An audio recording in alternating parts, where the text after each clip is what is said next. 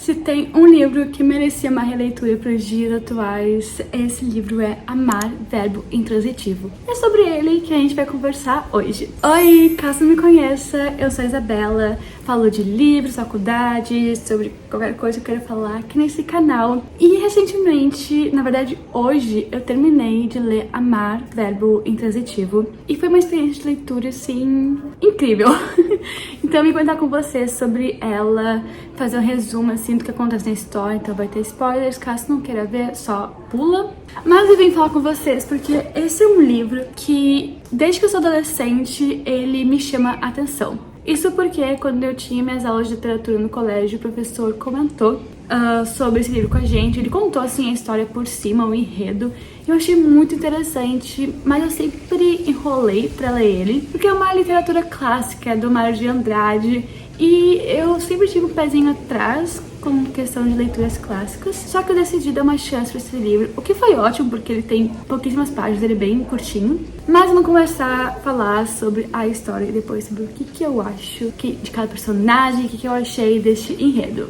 A gente começa sendo apresentado a uma família de classe média alta, que são os Souzas Costas. Eles são uma família paulista formada pelo senhor Souza Costa, a dona Laura e os seus filhos, um menino mais velho e três irmãs mais novas. E a gente percebe que os pais têm essa preocupação de educar os filhos corretamente. Então é quando os Souza Costa surge com a ideia de contratar uma professora particular que serviria ali como uma governanta alemã, que daria aulas de alemão pro Carlos, que é o primogênito, que tem ali seus 15, 16 anos. E também, o grande plot, iria iniciar sexualmente ele. No segundo capítulo, então, a Fraulein Elsa, que é a governanta alemã, chega à casa da família. E a Fraulein, que é como a gente vai ver ela sendo chamada ao longo do livro, é apresentada como uma pessoa elegante, disciplinada e reservada. E a família, ela recebe a Fraulein com entusiasmo, mas ao pouco vai sendo ali subentendido que o papel dela não é somente o ensino do alemão pro Carlos, mas sim a iniciação sexual, que naquele enredo é comum entre as famílias burguesas, apesar de ser moralmente bem questionável.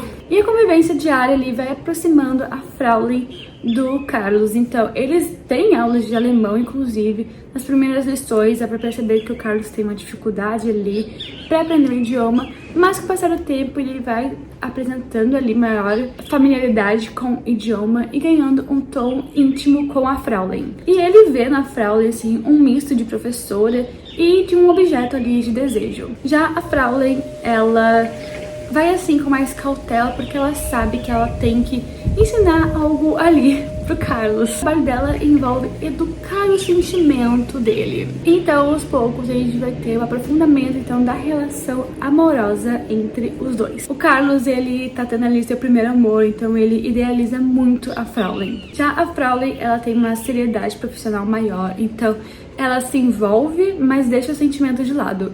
E o narrador do livro, que é narrado em terceira pessoa, vai contar essa história assim com um pouco de ironia. Ele conversa bastante com o leitor durante a história, isso eu achei muito divertido, inclusive. E também vai criticando essas coisas de futilidades e da vida artificial da burguesia. Só que, com o passar do livro, o Carlos começa a sofrer. Ele começa a sentir ciúmes, ficar inseguro, começa a ter uma paixão que é difícil de controlar. A Fraulein, ela fica o tempo todo lembrando a si mesma que o trabalho dela tem uma data limite e que ela tem que agir ali de uma forma mais controlada. E a família vai percebendo que o Carlos tá mudando e tá agindo de uma forma mais madura, mais controlada. Então a gente chega na parte da separação, que é quando a Fraulein, ela tem que partir porque a missão dela já está concluída. O Carlos tá muito dependente dela nesse sentido. E daí a notícia da partida dela acaba abalando ele completamente. Inclusive, essa parte do livro é mais pro final, né? Obviamente. No início, a dona Laura, que é a mãe do Carlos e das irmãs, não sabe essa história de que ela foi contratada ali com outras intenções.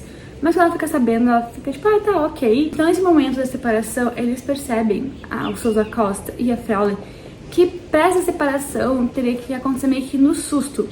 Então, o Sousa Costa, ele entra assim no quarto da Fraulein de noite, já sabendo que iria encontrar o Carlos ali com ela, e faz como se pegou os dois no flagra. Então tira o Carlos dali, aí o Carlos volta, quer entrar, a Fraulein manda embora, os pais vêm, tiram ele, assim. A Fraulein vai embora e eles se despedem. A Fraulein, inclusive, ela se muda pra Santos, onde ela, né, continua o trabalho dela, mas o Carlos fica, assim, totalmente devastado com a perda do primeiro grande amor dele e super, assim, sentindo realmente as dores do primeiro amor. Só que nesse processo de dor e tudo mais, o Carlos acaba amadurecendo. E de pouco em pouco a família vai retomando ali a rotina normal dele.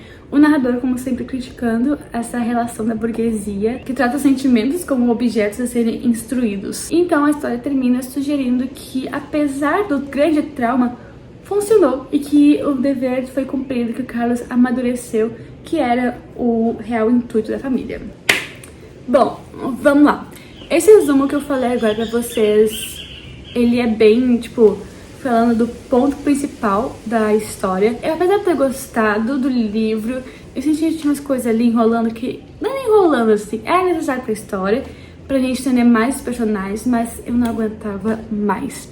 Então, o Carlos, gente, eu achava ele muito chato. Eu não aguentava mais esse moleque. Ele tem muito essa mania, assim, de querer aprontar com as irmãs. Inclusive, falam que ele é um machucador. Sempre que alguma delas passa, ele coloca a perna pra elas caírem. E tem até uma rixa, assim, com a de 13 anos, que é a Maria Luísa. Toda vez que tinha uma cena assim, eu ficava, ai, gente chata. A propósito, o Rei das Irmãs, eu não tava nem aí. Mas pro final do livro, a Maria Luísa fica doente. E daí todo mundo acha que ela estivesse morrendo. A menina não estava morrendo. Ela se recupera. Aí eles vão viajar pro Rio de Janeiro, a família inteira com a Fraulein. Estão descendo de um mirante. A Maria Luísa cai, sai rolando. E daí tem as outras irmãs depois indo pra estação de trem, chorando com fome. Ai, gente, que pesadelo. Estava muito assim quando focava no Sousa Costa e na Dona Laura. Principalmente quando a Dona Laura descobre esse ponto. É mais metade assim do livro que ela descobre porque que a Fraulein realmente está ali. A primeira cena do livro, inclusive, é o Sousa Costa contratando a Fraulein e ela falando, tá, mas sua família tem que saber, tua mulher tem que saber por que eu estou indo. E ele fica, não, super de boa, vou contar. E daí quando a Dona Laura descobre, ele fica, ah, esqueci de te contar. E ele inclusive fala, tipo, ai não, ele precisa disso, porque depois ele vai pro mundo, não vai saber o que fazer, vai ser passado a perna. Olha o filho lá de fulano, ciclano, foi pro mau caminho e tudo mais. E ela fica, nossa, é verdade. Então, tem uma certa manipulação, mas ela acaba aceitando e é isso aí. Com a questão da Fraulein, eu achava a personagem dela, tipo, só ok também. Eu entendi, assim, o grande ponto dela na história, mas tem essa questão dela ser muito reservada, até mesmo pro leitor. A gente sabe que ela é da Alemanha. Inclusive, ela tem uns pensamentos bem eugenistas, falando do casal de raça superior, o homem do mundo e o homem dos sonhos. Tem essas coisas dela de achar que tudo que é alemão é melhor. Mas é uma personagem tão ruim pra mim. Inclusive, ela foi indicada por amigos do Sousa Costa pra ele. E no livro, quando termina, a gente sabe que ela vai continuar ensinando o amor para outros meninos. Enfim, gente, esse foi o vídeo. Foi um livro que eu não me arrependi de ter lido, eu gostei. Eu deveria ter lido ele mais rápido, porque ele é bem curtinho, eu tava enrolando. Mas é que eu tava fazendo passeio de crochê também, então, né? Mas eu gostei muito da experiência de leitura e recomendo que todo mundo leia, apesar de chegar no baixo spoiler. Mas é um livro clássico, então nem é mais spoiler, é fato histórico já.